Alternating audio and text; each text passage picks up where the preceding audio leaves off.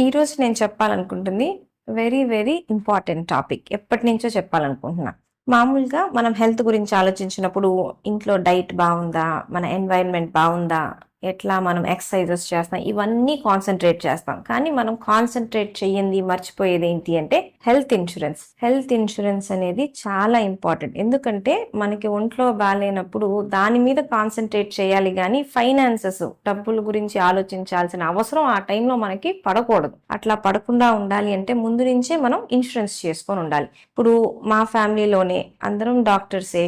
మళ్ళీ నేనుండేదే హాస్పిటల్‌లో. అయినా కూడా నాకు హెల్త్ ఇన్స్యూరెన్స్ ఉంది. మా హస్బెండ్‌కుంది. మా పాపకుంది. 4 ఏళ్ల మా బాబుకి కూడా డే 1 నుంచి హెల్త్ ఇన్స్యూరెన్స్ కట్టించాను. ఎందుకు అంటే అవసరం ఎప్పుడొచ్చినా కూడా మనం హెల్త్ విషయంలో ఎప్పుడు నెగ్లెక్ట్ చేయకూడదు. సో, ఇప్పుడు మనం 20, 25కి వచ్చాము అనుకోండి. మనం జాబ్ స్టార్ట్ చేసామంటే వెంటనే ఇన్స్యూరెన్స్ పాలిసీలు స్టార్ట్